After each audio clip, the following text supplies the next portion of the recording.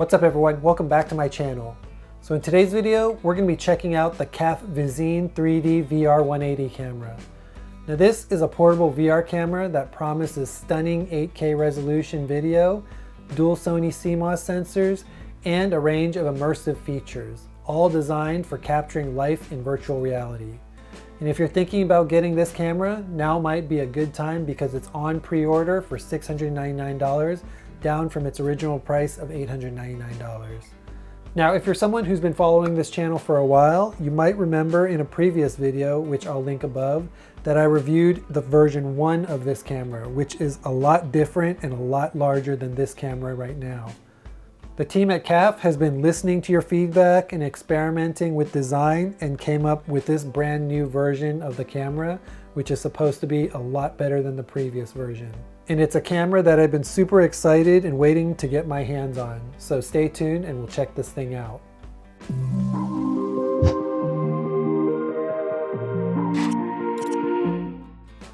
Okay, so to start, you've probably seen this camera all over social media.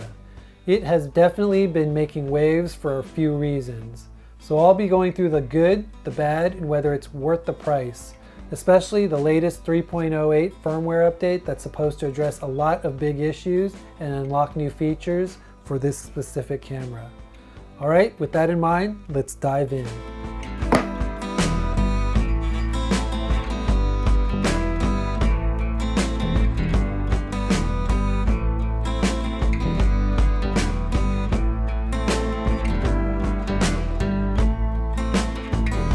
Okay, so the first thing that you will definitely notice about this camera versus its predecessor is that this CAF VISINSE has a compact, lightweight design that makes it super portable. In fact, it's about the size of a small tablet at just 300 grams. Now, it does come with a 3.5-inch touchscreen, which I think is convenient for viewing and setting up shots on the go. But what really sets it apart is the 8K resolution at 30 frames per second and 6K at 50 frames per second, which you can achieve after you upgrade to the latest firmware.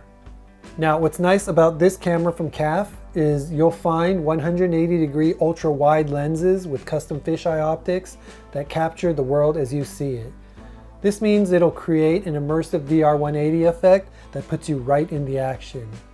It's got a simple 3-button setup for power, shutter, and function. So for those who aren't camera pros, it's supposed to be easy as using a smartphone. But as I'll share with you later, that simplicity does come with a few quirks.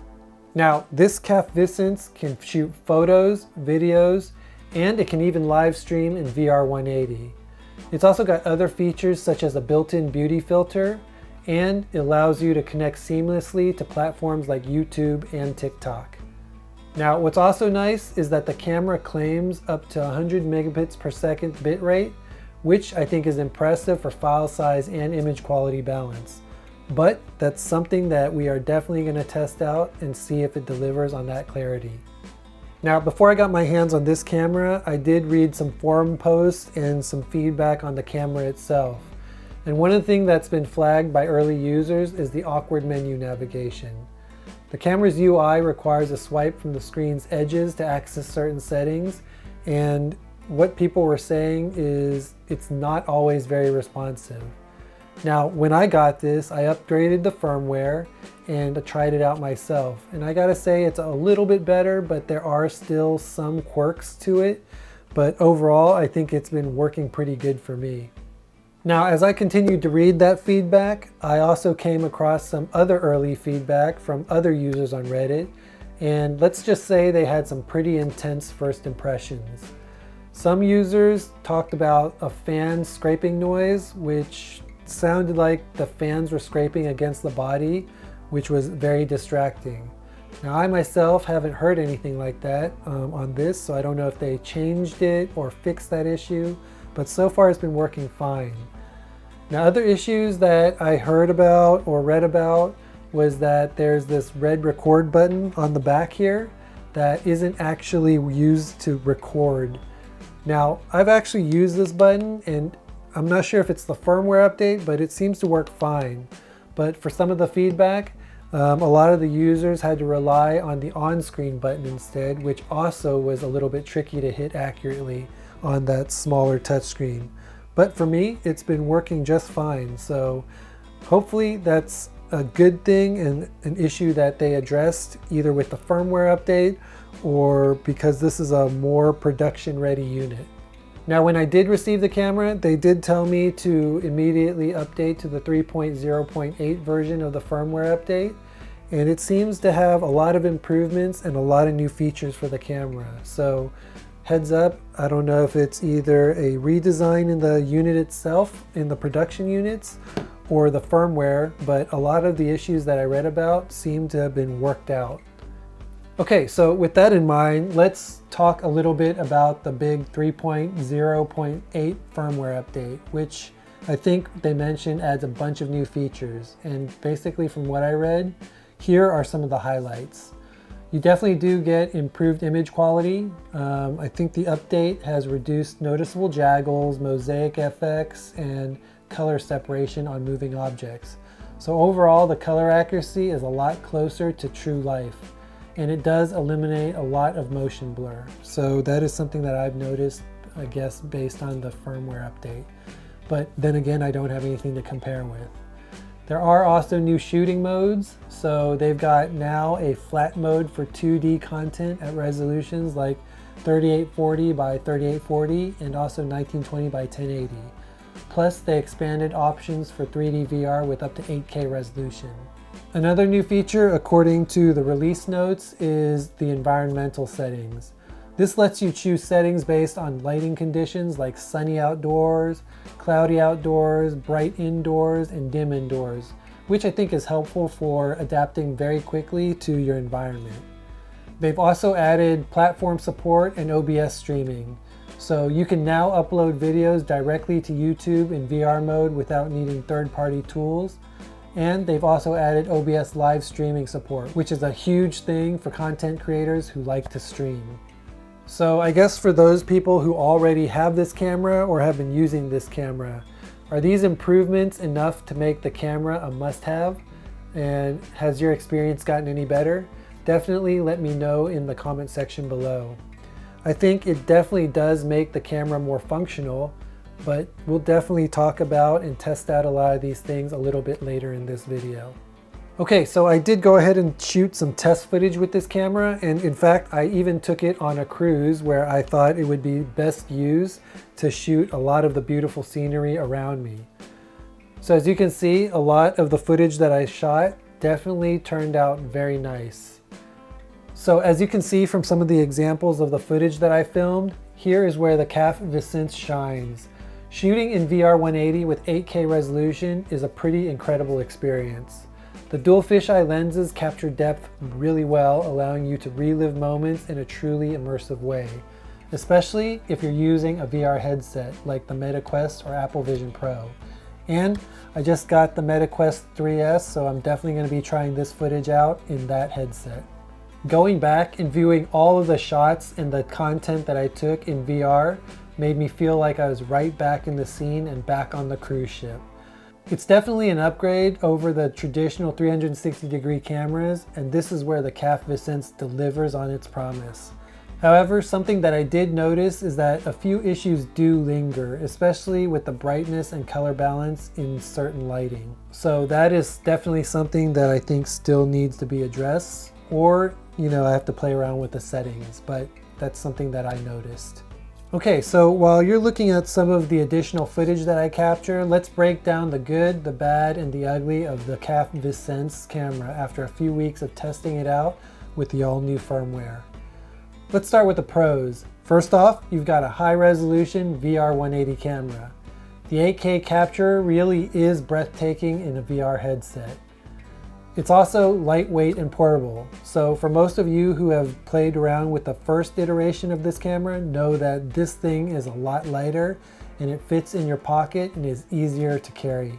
And then another pro, if you are a streamer, is the platform and OBS support.